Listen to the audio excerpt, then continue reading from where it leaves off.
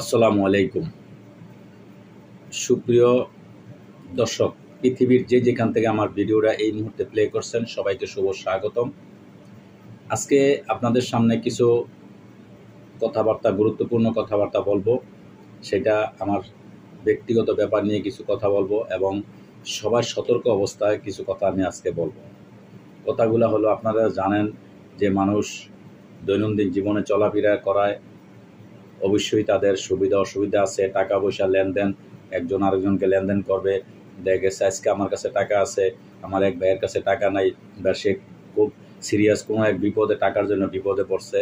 তো তাকে যদি আমি টাকা দেই, হাওলাত হিসাবে দেই, তাহলে তার উপকার হয়। 1 সপ্তাহ বা 10 দিনের জন্য টাকা দেই, এটা একটা উপকারে আসে।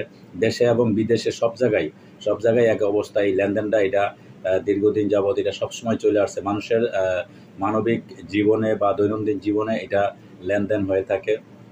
তবে বর্তমান যে পরিস্থিতি, যে অবস্থা, আপনারা জানেন, অনেকে আপনার যারা আমার কাছাকাছি বা যারা আমাকে চিনেন বা জানেন, সবাই জানেন যে আমার জীবনে আমি অনেক টাকা কামাই করছি, কিন্তু অনেক টাকা মানুষ আমার মেরে দিচ্ছে। আমি জীবনে কারো 1 টাকা মেরে খাই নাই।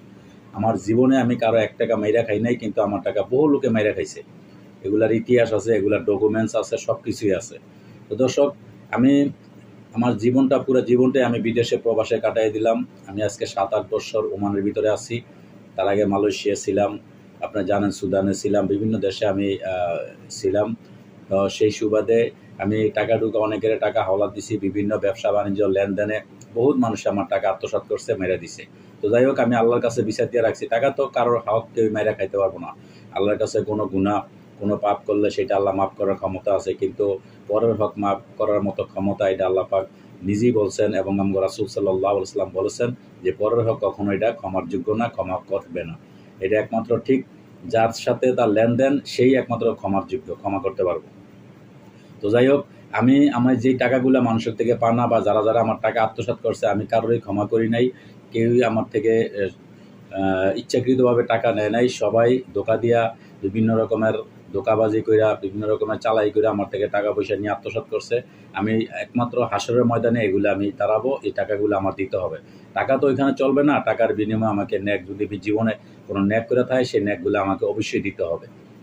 তো এটা হচ্ছে পুরানো কথা। বর্তমান অবস্থায় এখানে আমি কিছু মানুষের বিপদ আপদ বললে অনেকে 1 বার 2 বার 3 বার আছে না, টাকা চাইলে না করতে পারি না। তো টাকা হাওলাত দিয়েছি, এখনও কয়েকজনের টাকা হাওলাত দিয়েছি, কিন্তু দুর্ভাগ্য আমার এতই কপাল খারাপ, আমি কারোর থেকে টাকা যদি কোনো কারণে হাওলাত করি, আমি টাকাটা তার কথার আগে আমি দেওয়ার চেষ্টা করি বা দিয়া দিই।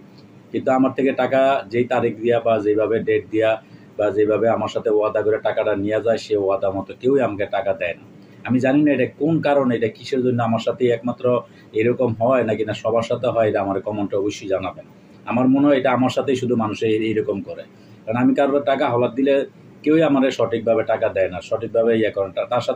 তার সাথে আমার ঝগড়া করতে হইব, তার সাথে মন মালিন্য হইতে হইব, মুখের ভাষা খারাপ করতে হইব, তারপরে টাকা যদি কিছু আদায় করতে পারি। তো এই অবস্থা বর্তমানে। এখনও আমি কয়েকজন থেকে টাকা পাও না, একই অবস্থা। টাকা আজকে দিছি, কালকে দিছি, 1 সপ্তাহের কথা বলে টাকা নিছে, অথচ দেখা গেছে আজকে 2 মাস 3 মাস হয়ে গেছে টাকা দিতেছি। ভাই এই সমস্যা, এইটা সেইটা। আরে ভাই, সমস্যা তো দুনিয়াতে সবারই সমস্যা। আমি কি একবার জমিদার নাকি? আমারও তো সমস্যা থাকতে পারে। আমিও তো অনেক সমস্যার মধ্যে আছি। সমস্যার মধ্যে দিয়েও আমি চেষ্টা করছি, যাক, আমার কাছে যেহেতু আছে আমি তার দেই, তার উপকার হোক, আবার তার সময় মতো সে আমার দিয়ে দিব।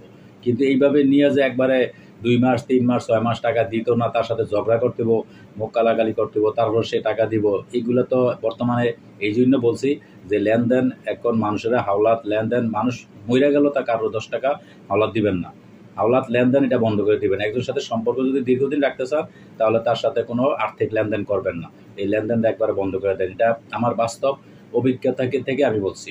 আর আমার তো বহুত লোকে টাকা মেরে দিছে, যেটা আমি আপনাদেরকে তার আগেও এক ভিডিওর মধ্যে বলছিলাম। ওই যে গোপালগঞ্জের মুক্তারগড়ে একজন, সেও আমার টাকা মেরে গেছে।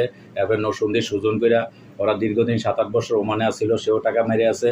তারপরে যে গোপালগঞ্জের যে মুক্তার হোসেন, তার থেকে 50,000 টাকা তার থেকে পাওনা বিকাশের টাকা। তারপরে সে আমার থেকে হাওলাত নিছে, এমনি সব মিলিয়ে তার থেকে 50,000 টাকা পাওনা।